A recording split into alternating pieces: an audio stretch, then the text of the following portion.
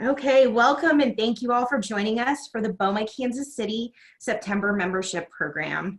Please enter any questions that you may have during the presentation in the question and answer function on your Zoom chat, and we'll try to answer them at the end.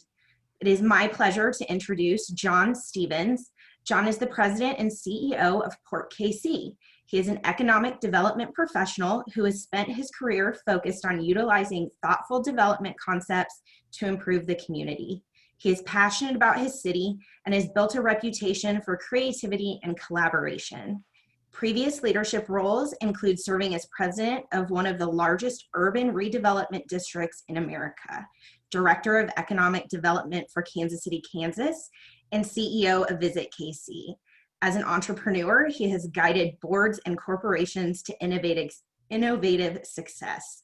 A University of Missouri alumnus, John is a frequent speaker on civic issues and is an active board member for many organizations, including Visit KC, KC Streetcar, KCPT, Arts KC, and the KC ADC. Welcome, John. Great, thank you so much. Hopefully everyone can hear me and can see the screen. Really glad to be with you today, and we'll try to be efficient and leave plenty of time for questions. But I thought it was important to open with a little bit about me. You heard about all of the boards with KC in them. I am a KC native and care a great deal while I've worked nationally, really focused on the metropolitan area. So while Port KC only works in Kansas City, Missouri as an entity and an organization and as a Missouri-enabled entity, we do work closely with the entire metro area. So hopefully through the course of the presentation, you'll see a little bit of the value that we have while we work in Kansas City, Missouri exclusively. We benefit and collaborate across the metro. So this is not a history lesson. But I think it's important to understand a little bit of the role of the river and why we have a port authority, because I think it's not intuitive when you sit in the Midwest for people to think about ports. But Kansas City was founded on the river. Caw Point in KCK in 1804 is where Lewis and Clark landed, and it's been a key corridor for transportation and logistics for really forever. Since settling here. So we are a river culture. We were founded on the river, and we were focused on the river as we moved our way up the hillsides and dug out Main Street. And then we really hit our stride as a logistics hub and really became a major city in 1869 when we built the Hannibal Bridge. That was the first major bridge to cross the river. Very exciting. That actually really sealed Kansas City as the preeminent Western city in the region. So as I said, we grew out of the river. This is a picture of barge traffic in, I believe this was the late 20s, early 30s. You can see what has happened along the river. Then for about 50 plus years, we turned our back on the river. And we developed south, we developed west, we developed east. But we really turned our back on the river and didn't pay attention to it. And that's where Port KC comes along. We'd been around since the 70s, but hadn't served a real major role until the late 90s when we reclaimed the Berkeley riverfront area, started cleaning it up. And then we also took over a closed port that had been privately operated in the West Bottoms, and we reinvested in it and reopened it in 2015 to bulk goods barge traffic. And since then, we've seen almost double growth of tonnage and jobs and opportunity every year since 2015. About 120,000 tons of goods. What's interesting is you see the dome there in the picture. We actually just completed a second one that serves Cargill primarily, and that will provide fertilizer to about a 90 county region. It's about 75,000 tons of fertilizer for all of the crops and goods. So as you think about warehouses, logistics, industrial buildings, et cetera, this is one of the things that, while small in geography, serves buildings and manufacturing from Fairfax to the East Bottoms to the West Bottoms and points south. We continue to look at land holds. Last year, we did a deal with Kansas City, Missouri, to take larger land, which will allow us to extend trails, biking and hiking and walking trails and running trails along the riverfront in the years to come. So a little bit about Port KC that maybe is probably more in keeping with your organization. You will see the red areas across the map of downtown. Berkeley Riverfront, the Isle of Capri Casino, and those areas. That's been one of the keys of our development that we'll get to with multifamily, with mixed use buildings. And I'm going to touch on that soon, but I want to touch on a couple other things further east, which is the Blue River Corridor.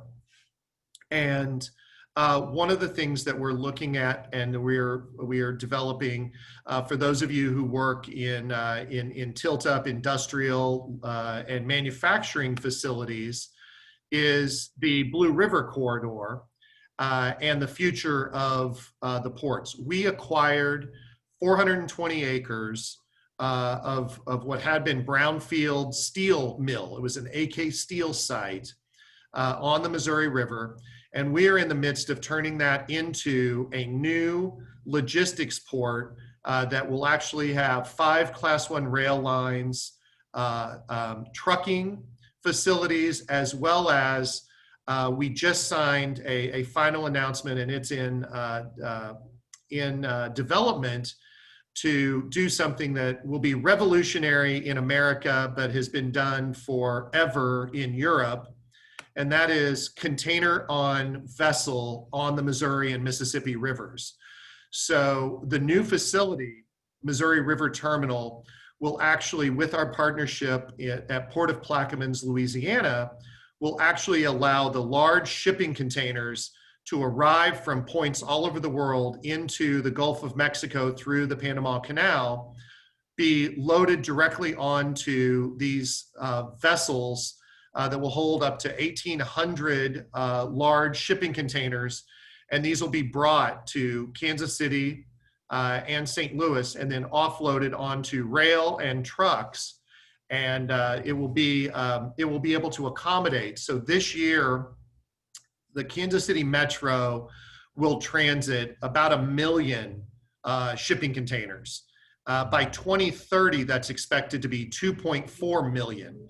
So imagine all of the growth of e-commerce, the growth of logistics buildings, logistics centers, warehouses. This facility will allow continued growth and expansion while not necessarily increasing the burden 2- and 3-fold on I-70 and even some of our rail. But we need rail, truck, and vessel to be able to do that. At this point, I'm going to move south to Richards-Gebaur. Another thing that Port KC focuses on heavily is reclaiming land. And Richards-Gebaur was a former air base that was decommissioned by the Department of Defense. And with our partners, Kansas City Southern and now Platform Ventures, we have been able to redevelop this site into an incubator for small industrial and manufacturing businesses using the former air base buildings, while Kansas City Southern uses the runway and transits 5,000 to 6,000 new vehicles between Canada, Mexico, and the United States from our local manufacturers and Canadian and Mexican manufacturers to all points throughout the country. And then I'm happy to say that Kansas City-based Platform Ventures has taken over the green portions, and we have a lot of exciting announcements there related to their partnerships and investment with major national e-commerce and logistics construction on this site, which we already employ around 1,100 employees on this site, and we anticipate tripling that in the next couple years. Additionally, small but mighty, you will see the NNSA facility that's run by Honeywell. That is the nuclear site that's run by the Department of Energy and Department of Defense through Honeywell. That actually is the center of the entire nuclear defense arsenal for the United States. The engineers there actually maintain all of the non-nuclear components for our entire defense arsenal. And they employ more than 1,000 engineers at this site. And one of the exciting things for the Kansas City Metro is they have recently announced that they have more than outgrown that space and have employees spread throughout the Metro, and they are going through an RFP to look at creating a new facility or expanding the facility to employ potentially 3,000 to 4,000 full-time employees. And to give you an idea, these are very high-wage jobs, from entry-level jobs that are in the $50,000 range up to engineers that make well into the six figures. This group is also the first to see the new rebrand of Richards Gebaur and the larger area as 49 Crossing, Industry Meets Innovation. And you will see the 49 Industrial Center, Kansas City Southern, the National Nuclear Security Administration, Honeywell, and Port KC all partner together in this to develop this larger area for innovation and industry in the area. As I mentioned, you will see several million square feet of new logistics and e-commerce facilities coming out of the ground in the coming months. A couple of them are in the coming weeks. And additionally, one of the big things that we work closely on, this is the NNSA facility.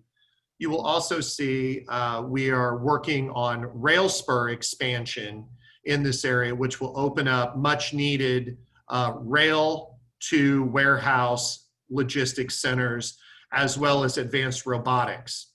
And a lot of these facilities are now utilizing advanced robotics in addition to the jobs, in addition to the logistics employees, in order to continue to grow the ability to satisfy the insatiable e-commerce that we're all seeing.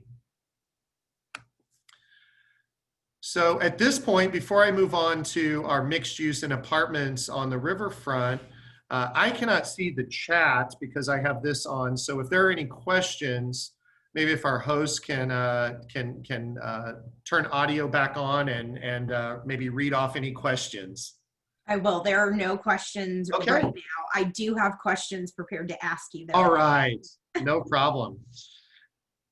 So I will jump on and continue that I am going to spend some time here. This is the riverfront, Berkeley Riverfront. For those of you who have been around in Kansas City for a long time, this area had been a really neglected area, 55 plus acres. It had a coal gasification plant.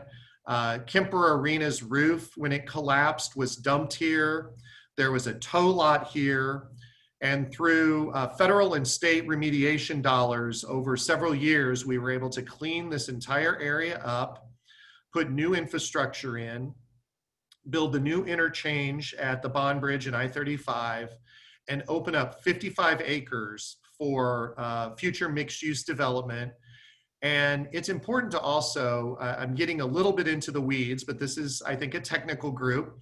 So one of the first questions we're asked is, what about flooding?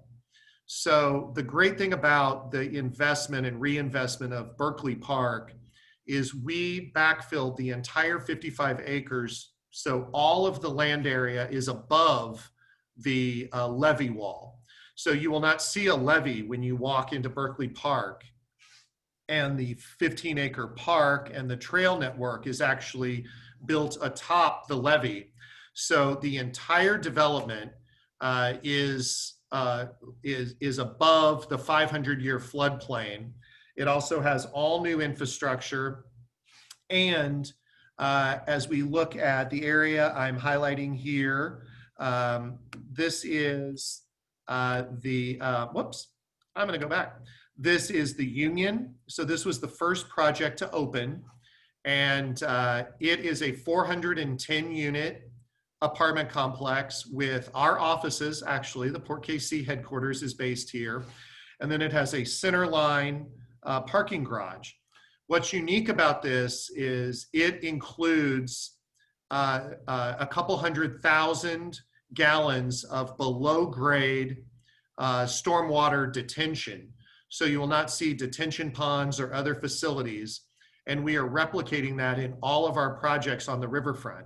So as it's built out, every project will have large below grade stormwater detention, so that in times of heavy rains, the water will actually be stored in these large coffers underneath the buildings, and then slowly distributed out as the capacity of the stormwater system is able to accommodate it. So now I'm going to go around the numbers. And if you look at number 1, that is the core apartment building. If you come to the riverfront, that is actually a 353 unit developed by North Point, Riverside-based, great local developer known for their industrial and logistics centers, but also they've done quite a bit of multifamily in the metro, including the Power and Light building downtown and others. They are an incredible partner. They have broken ground. It is under construction and will open 353 really high quality apartment units on this site. Part of that will also include an internal connector road, which will be built much like a streetscape that you would see in South Plaza, Main Street, and others, that will connect the apartments in a very urban facing setting into Bar K, which, for those of you who haven't been to Bar K, that's the dog park bar and restaurant, and has been really a national model and a national success that has done just incredibly well.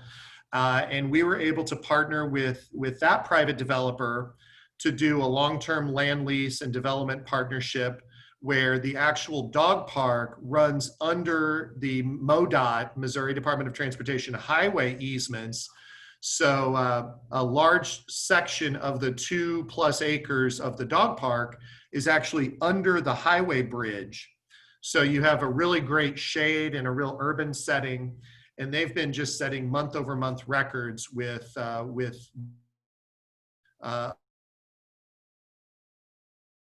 lot of people that want to come and experience the restaurant and the great food. As we move on to number 2, whoops, I keep doing that automatically. So as we move on to number 2, we are focused not only on market rate, but we are focused on LIHTC and low-income housing tax credits, and doing mixed income and workforce apartments. Because for those of you in the multifamily space, you know there's been a lot of discussion about workforce housing and affordability of housing and access to rental units that are more affordable and mixed in along transit lines and easily accessible lines. We have set a goal of developing significant low-income housing tax credits and mixed income units. So I'm happy to say that the parcel on the other side of the core units between the Parkway and the internal circulator road has been set aside, and we are in advanced discussions with the developer for a significant LIHTC project there. Additionally, in my, since coming over from Wyandotte County KCK, we've taken a, what had been a commuter lot right on the park land, and we are working to develop another LIHTC project there that will be mixed income, that will also have a retail component and will open directly out onto the park. So that's a very exciting thing to add to the project. We've also on Lydia, over here, we've held and are working with developers for LIHTC on Lydia and Parkway, here as well that hopefully will connect into Columbus Park a little more and provide a little more of that east connection. Another one that I think is exciting, that at least we're very excited about, is for those of you who maybe haven't been down here, we developed beach volleyball courts in the park, as well as a CrossFit center, an outdoor CrossFit center in the park. The beach volleyball with KC Crew as the managing partner operator. Now, COVID has obviously impacted that, but they're returning back to some safe outdoor volleyball later in the summer and fall. But since those have opened, those have approximately 1,500 weekly volleyball league players and growing. And we're in advanced discussions with a partner for a 2021 opening of an outdoor beer garden and center there. And we are looking at live music and a live music facility in the park as well, potentially as early as this coming year. The next one, as we move over, we actually control the land that the Isle of Capri sits on. And the Isle of Capri, we worked to transition a sale of the Isle of Capri to Eldorado, or from Eldorado Gaming, who just purchased Caesars Entertainment, to Twin Rivers Worldwide Holdings, which is a fast-growing, small casino operator that has grown exponentially across the country out of their Rhode Island base. And I'm happy to say they have taken ownership. They are rebranding the Isle of Capri as Casino KC, that will be a Kansas City-focused branded casino. And they are looking at what they've previously announced as about a $60 million capital investment of the exterior and interior structures, adding new food and beverage options, and really reimagining the entire casino operations to be a much more modern, much more forward-looking and exciting facility there that we think will be a real amenity to the downtown base, convention goers, and others in the years to come. I'll also add that site has the potential to have some mixed use and potentially be a future park and ride or a connector for Ride KC Transit, potentially future streetcar expansion, and potentially an airport with the new terminal, a park and ride facility here right at the Bond Bridge to really connect South Kansas City and the downtown environment to the airport and north of the river. The last project and area that I'll touch on are parcels 3 and 4, which is labeled as mixed use, right in the center. We are working to break those parcels into a multi-phased component that will utilize pieces. And our vision here and our plan with a lot of developers that we're talking to and working with through Cushman Wakefield, our riverfront leasing and development agent is now, previous years had been to look at large scale development. Our plan now is to look at a consistent phase development with multiple developers to utilize a core parcel within potentially surface parking, that surface parking would transition into shared structured parking within new development going as wrapping around this so that no one will see the structured parking and there will be no surface parking on site as we move forward. Collectively, the riverfront at completion, at what we design and envision as completion, will be home to around 4.8 to 5.2 million gross square feet of mixed use with what we think right now, given the trends and the demands, will be a majority multifamily housing with significant components of mixed use, office, retail, et cetera. I'm also very happy to announce that we had previously been unsuccessful in federal build grant matches for the streetcar extension.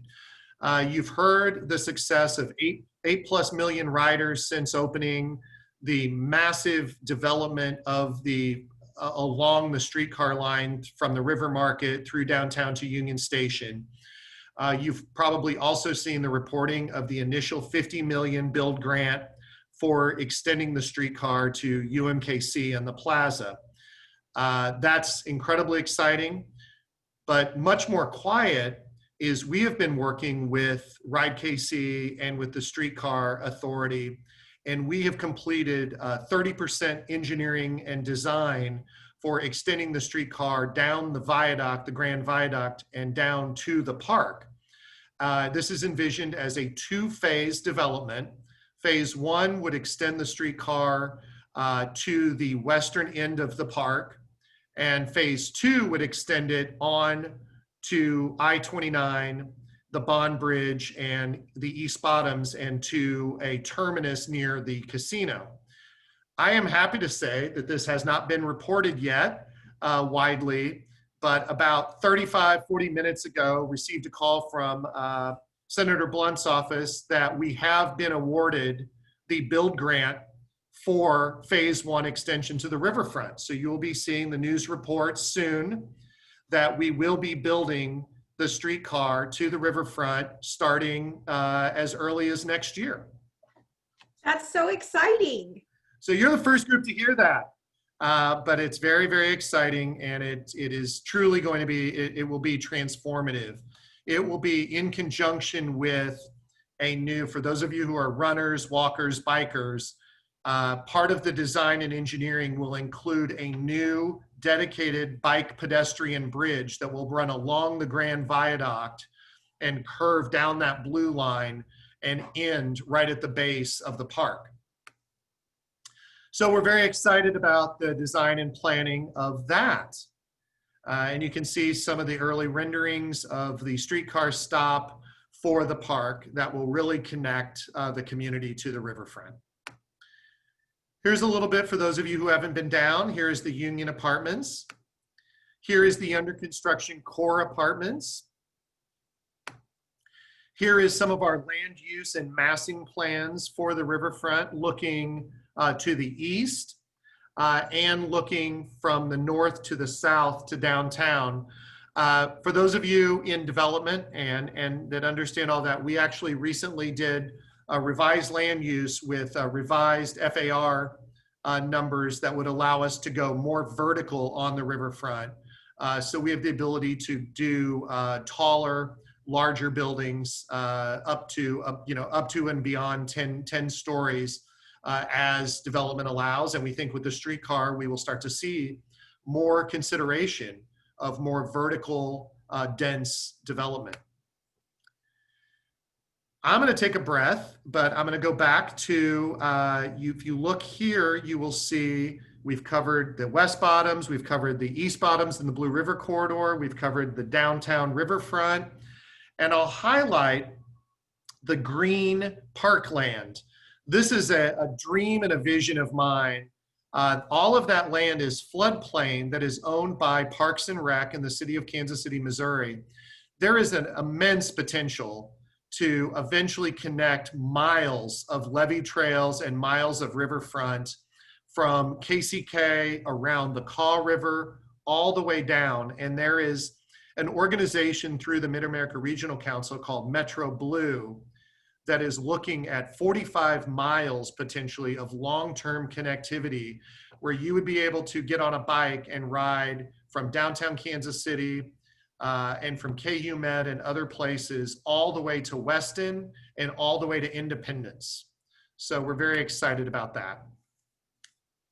I see a question. I actually did get my chat to work here. So what do the current residents of Port KC want the most in their area?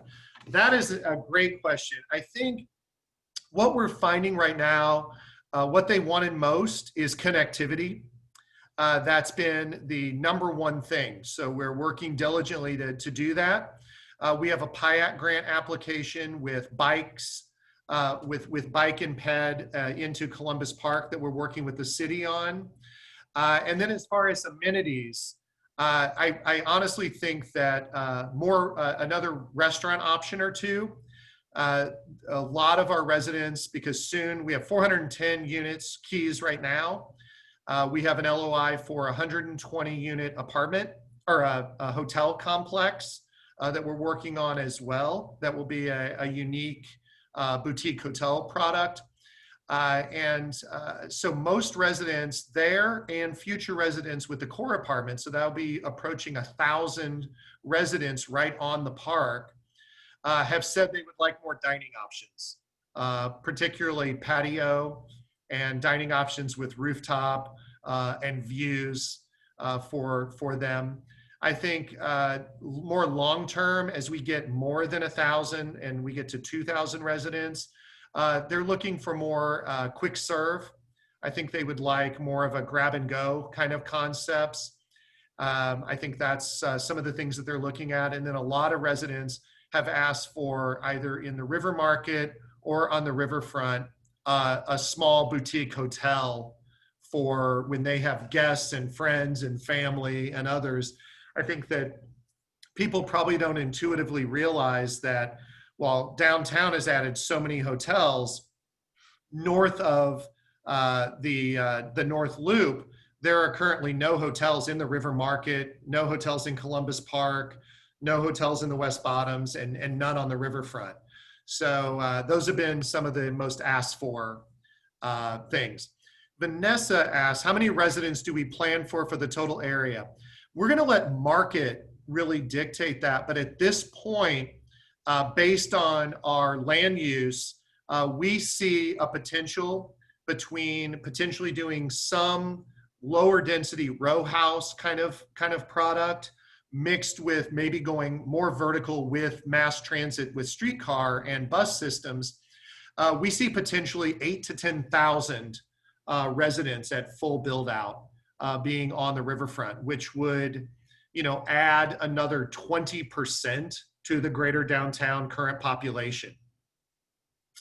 Parking in the River Market area, incredible question. As an aside here, I will add that one of the biggest problems for the River Market has been parking. And as people know, especially on the weekends and on Berkeley Riverfront, yes, I got both. So Berkeley Riverfront, we know that residents are going to have to start paying for parking. So, cars are not free. So we think that with residents that live down here, eventually those residents will have to pay for parking, or the developer, the operator of the multifamily units will have to, we'll have to handle that component, either as part of the rent and the revenue assessments there, or as with the union, there's a parking structure and tenants will have to lease parking spaces. We do think that with the streetcar extension, we will see a lot more options for park and ride for weekend use of the River Market. Currently, we operate the Town of Kansas pedestrian bridge, but that's not necessarily great for shoppers to the River Market to park and ride, because it's more of a recreational connector. We do think with the bike ped bridge coming on the Grand Viaduct, as well as the streetcar extension, we will be able to help work with the City Market and the River Market and the River Market Community Association to hopefully push people to say, park in the riverfront, ride the streetcar, less than a mile, right to the City Market, do your shopping, and then go one stop back to your car. And we do think that'll help. It's going to require some changing of habits, but we do think that will help. Also with events and other things, having the bike ped bridge will help. The old ASB bridge, great question. The old ASB bridge is actually still a utilized rail bridge. We would love to see more use of it, but it is still used for rail. So we have put the Riverfront Trail extension under the bridge. And we are working with Michael Zeller in the West Bottoms, even though it's in KCK. Our friends in KCK have a vacated bridge in the West Bottoms by the Hy-Vee Arena that we think would be an incredible bike ped connector there. And then another one is the 9 highway. That is currently under study by the city, state, and stakeholders to rebuild 9 highway. For those of you who don't know, that's the heart of America. It runs between the River Market and Columbus Park. It kind of is a barrier. It's a wall to Columbus Park. The look at that is taking it back down to grade and then going up over the river. So that'll do a better job connecting Columbus Park to River Market. And we think that will also have enhanced pedestrian connections. Finally, the Buck O'Neill Bridge has been fully funded to rebuild the Buck O'Neill. And we are heavily engaged with them in building the new Buck O'Neill Bridge, which is the Broadway Bridge for many people. And we are working hard to make sure that that has bike ped connectivity into the West and East Bottoms. Estimated cost of the streetcar, approximately 16 to 18, maybe $20 million. And we pretty much have the match in place. So we believe that it will be funded almost fully through Port KC and the federal build grant. That's fantastic. Yeah. I do have a couple of other questions that were previously submitted, John. Yep, absolutely. Okay, so outside of what we already kind of discussed, you talked a lot about the Riverfront Park. What do the next 5 years look like? Great question. The next 5 years, as we envision it, will be to continue to grow incremental development, particularly more dense development, more transit-oriented development along the corridor between the Bond Bridge and the Grand Viaduct and the end of the park. Additionally, we're working very hard, as I mentioned, to extend the trail network that currently ends at the Town of Kansas pedestrian bridge, to continue that down to the West Bottoms and towards the port, where it will then connect over into the Riverfront Heritage Trail, which many people don't know already connects all the way across to downtown KCK. And with the new Merck Co-op grocery store opening recently down there, and with KU Med establishing and redeveloping the former EPA headquarters there. And I spent 3 years as Director of Economic Development in KCK. There is a bright future for Strawberry Hill and the downtown KCK, Rosedale area. And we want to make sure to connect the downtowns and the communities. So that's number one, is to continue incremental development. I think given the current demand and marketplace, we're going to see primarily multifamily in the next 5 years. But as I mentioned, we are dedicated to seeing that be mixed income and have a high affordability quotient, along with significant market rate amenities as well. Awesome, thank you. Okay, you also touched on flooding a little bit and some of the improvements that you're making to properties moving forward that will have the stormwater systems. But specifically, how does flooding impact your regular operations? And the example that was used was the 2019 flood of the Missouri River.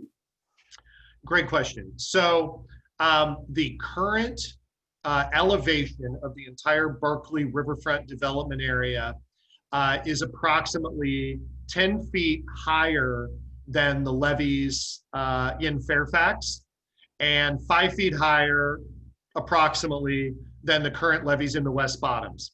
Those were recently granted a major rebuild grant. They will be rebuilding a lot of those levees and raising those. At the completion of that, the entire development parcels of the riverfront will be higher than all of the corresponding levees in the area.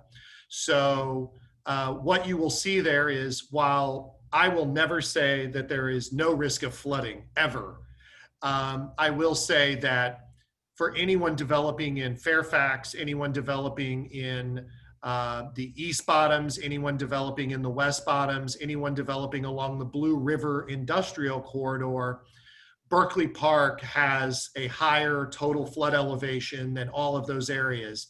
So it is every bit as secure and safe. And our flood insurance, our friends at Lockton keep assuring us that we're in good shape there with our partnerships. Our bigger concern, which for most of you on this call understand, our bigger concern is with flash flood events. So, and that's true in all developments. So as we look to do that, we are preserving the Berkeley Park green space. That will not change, that will not be developed. We will keep that acreage as a park land. And then additionally, as I mentioned, all of our future development will include either blue roof development, so stormwater detention similar to the Millhouse project on Gillum Road by Crown Center. They're using a blue roofing material development that will actually hold flash flood stormwater on their roof and then slowly drain it down as the storm system allows. And where we have gone with our first two projects and where our next two projects will go is the underground coffered storm detention that we think really is the future of riverfront development, because it allows, it mitigates the need for these dry detention ponds and retention ponds that just take up a lot of acreage that we think people want to use for development and for walking and other use. Okay, one final question. Yeah. All right, so this one's very specific. I think you might have a volunteer somewhere in the listening crowd that is asking, how are Port KC board members selected? Oh, an awesome question. So yeah, I'll give you 2 minutes, so bear with me.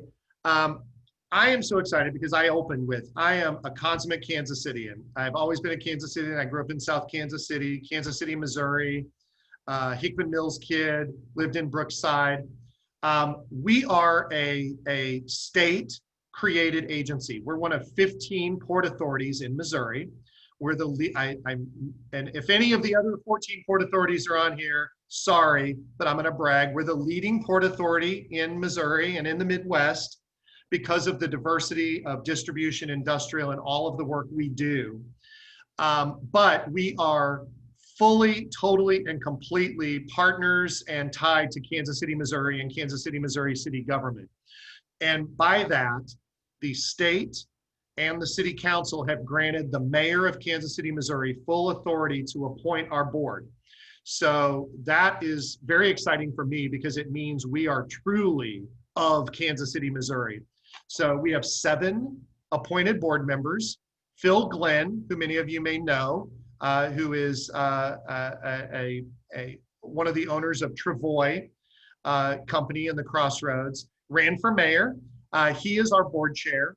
And then we have 6 other diverse board members appointed by Mayor Lucas. And I'm happy to say we have an incredible board. They do such great work, and they've been very proactive in really pushing a lot of great initiatives, including affordability of housing and how we look at offering exemptions and what most people call tax incentives when we look at e-commerce and distribution that's focused on quality workforce jobs for the community. That's excellent, thank you. Okay, I see a question about stadium downtown. Yes. Oh my goodness. Okay, so I have been on so many interviews over the last 4 years about a downtown baseball stadium. And every time I mention downtown baseball, I get some cheers and I get people saying they want to come smack me upside my head. As someone whose first memories are going to Royal Stadium and watching the Royals, I'll say I love Kauffman. I do think the future with Mr. Sherman and the ownership will be to look at an urban downtown baseball stadium. The riverfront is not the future of downtown baseball. I think if I were to put money on it, which I have no money on it, full disclosure, I would say that the best option for downtown baseball would be the East Village or the area between the East Crossroads and 18th and Vine. There is incredible land that provides incredible access, and anything we do with baseball, there's going to have to be a strong discussion about not just about vehicular access, but transit access, and also how are we leveraging a stadium for housing? How are we leveraging a stadium for more development and more revenue for downtown? Similar to what San Diego did in the Gaslamp Quarter with the Padres Stadium. So I think any area that would consider a new stadium for the Royals is going to have to include major new development for apartments, housing, offices, and other things, because that's where the revenue is going to be generated. And I think the areas there would be the 18th and Vine, East Crossroads, or the East Village. But what do I know? Probably more than any of us on the call. We would all just be guessing. So thank you so much again for joining us today. Looks like we got another question. Oh, one question. If people want to dive deeper, engage with us at Port of KC on Twitter, email us. We're at portkc.com on the web. We're happy to get people involved. We're always looking for support, volunteers, and others. And then for any of you on Twitter, I am always engaged on Twitter. Am on my personal handle at RockHillStrat is my Twitter handle. So please feel free to engage. And I will say, for those of you who know me and those of you who know of me, I'm never shy about engaging on any issues related to Kansas City or related to economic development. Awesome. Well, thank you again for joining us. Thank you everyone that participated today, and have a great day. Yep. You too. Appreciate the time. Thank you.